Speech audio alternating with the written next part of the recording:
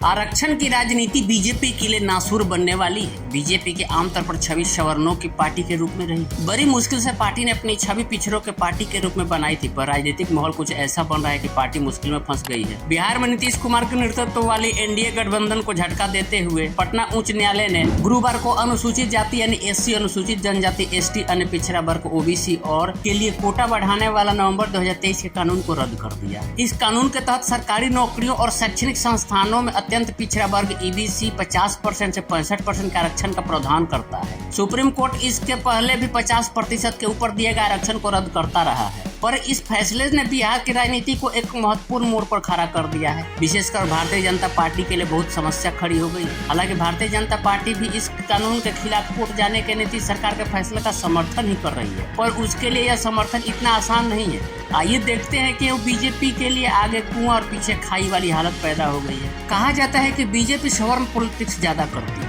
इसमें कोई दो राय नहीं हो सकती कि बिहार में सवर्णों का वोट बीजेपी को मिलता रहा। पार्टी के कोर वोटर्स ब्राह्मण, ठाकुर, भूमिहार, कायस्थ, बनिया आदि पर पिछड़ी जाति और दलित वोटों का दबाव इतना है कि पार्टी अपनी छवि पिछड़ा समर्थक ही रखना चाहती है। शायद यही कारण है कि विधानसभा में जदयू से अधिक सीट होने के बावजूद भारतीय जनता पार्टी का प्रदेश में डिप्टी सीएम ही होता है। सीएम नीतीश कुमार कम विधायकों के बावजूद पूरी स्वतंत्रता के साथ अपना कार्यकाल एंजॉय कर रहे हैं, क्योंकि भारतीय जनता पार्टी जानती है कि बिहार में पिछड़ा और अति पिछड़ा वोट की गारंटी नीतीश कुमार ही है, जिसका उदाहरण 2024 चुनाव में आपने देखा ही है। बीजेपी को बिहार लोकसभा चुनाव में जो सफलता मिली है उसके पीछे भी नीतीश कुमार का बहुत बड़ा रोल है, क्योंकि आरक्षण बढ़ाने वाला यह कानून नीतीश कुमार का ड्रीम प्रोजेक्ट है। इसलिए बीजेपी इसको नजरअंदाज भी नहीं कर सकती है। हालांकि जातिगत जनगणना को भी बीजेपी ने सपोर्ट किया था, पर यह अब सभी जानते हैं कि बीजेपी की प्राथमिकता में ये दोनों ही नहीं है, न जातिगत जनगणना और न ही आरक्षण का कोटा बढ़ाना। अगर बीजेपी के प्राथमिकता में ये दोनों चीजें होती तो भी अपने मैनिफेस्टो में इसका प्रावधान करता, पर ऐसा नहीं है। बीजेपी की मजबूरी ये है कि जाति जनगणना और आरक्षण का कोटा बढ़ाना, इन दोनों ही बातों का बिहार में उसे समर्थन करना होगा। हालांकि भारतीय जनता पार्टी इन दोनों मुद्दों पर समर्थन के बाद पार्टी पिछड़े वोटों में कितना सेध लगा पाएगी यह अनिश्चित ही है। फिर भी पिछड़ा समर्थक छवि बनाए रखने के लिए पार्टी सर्वोच्च न्यायालय में बिहार उच्च न्यायालय के फैसले का विरोध करने जा रही है। भारतीय जनता पार्टी ने पिछले कई सालों से लगातार दलितों और पिछड़ों के लिए वो सब कर रही है जो कभी कांग्रेस, समाजवादी पार्टी या आरजेडी ने नहीं किया होगा। जैसे एससी एसटी कानून जब सुप्रीम कोर्ट के फैसले से थोड़ा डाइल्यूट हुआ तो बीजेपी सरकार ने विधेयक पास कर कानून के पुराने स्वरूप को जिंदा किया। इस तरह जब प्रमोशन में आरक्षण का विरोध समाजवादी पार्टी जैसे दलों ने किया, बीजेपी मजबूती के साथ प्रमोशन में आरक्षण के साथ खड़ी रही। इसके बावजूद लोकसभा चुनाव में संविधान बचाओ और आरक्षण बचाओ के नाम पर इंडिया गठबंधन के दलों ने बीजेपी को मिलने वाले दलित और पिछड़े वोटों में सेंध लगा दी। ऐसा क्यों हुआ?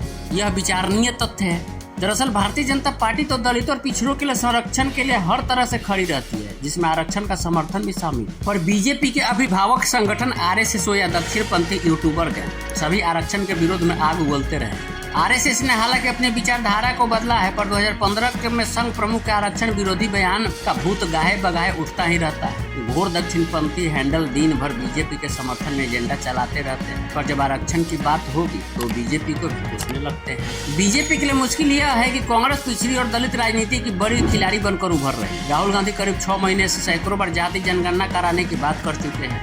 वो अपने भाषणों में बार बार उठाते हैं किस तरह 90% लोगों के हित के फैसले लेने पिछड़े तबके के लोगों की भागीदारी नहीं के बराबर है। अयोध्या में राम मंदिर उद्घाटन तक तो राहुल गांधी ने दलितों और पिछड़ों की भागीदारी से जोड़ दिया था। अयोध्या में एक दलित के सांसद बनने के बाद उसकी बात पर मुहर भी लग गई। संविधान बचाओ और आरक्षण बचाओ को मुद्दा बनाकर कांग्रेस ने वैसे भी बीजेपी को बैकफुट पर ला दिया था। कांग्रेस ने अपने चुनावी घोषणा पत्र में भी आरक्षण का कोटा बढ़ाने का वादा किया था। निश्चित है कि कांग्रेस इस मुद्दे पर भी फोकस करेगी, क्योंकि दलित जातीय कांग्रेस की परंपरागत वोटर रही है। इसलिए भी बीजेपी के लिए मुश्किल हो रही है कि कहीं फिर से दलित वोट कांग्रेस की ओर शिफ्ट न हो जाए। भारतीय जनता पार्टी के सामने मुश्किल यह होगी कि केंद्र सरकार में महत्वपूर्ण भागीदार जदयू बिहार में पास हुआ आरक्षण का कोटा बढ़ाने वाले कानून को 9वीं अनुसूची में डालने की मांग करेगी। 9वीं अनुसूची संविधान का वह हिस्सा है जिसमें किसी कानून को रख देने से उस कानून को कोर्ट में चैलेंज करना मुश्किल हो जाता है। बिहार में 12 लोकसभा सीटें जीतकर जदयू राष्ट्रीय मंच पर भी एक प्रमुख खिलाड़ी के रूप में उभरी है, क्योंकि मोदी सरकार की निर्भरता जदयू और एन चंद्रबाबू नायडू की पार्टी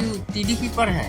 नीतीश ने पहली बार बिहार कोटा वृद्धि कानूनों को संविधान की 9वीं सूची में शामिल करने की मांग की थी, जब वह विपक्षी इंडिया गुट का हिस्सा थे। वह भाजपा के एक प्रमुख भागीदार के रूप में फिर से ऐसा करने की मांग करेंगे। इंडियन एक्सप्रेस लिखता है कि जदयू के राष्ट्रीय महासचिव केसी त्यागी ने कहा कि जब केंद्र EWS कोटा लाया तो आरक्षण 50% का आंकड़ा पार है। तमिलनाडु को कई अन्य राज्यों में भी आरक्षण 50% से अधिक है।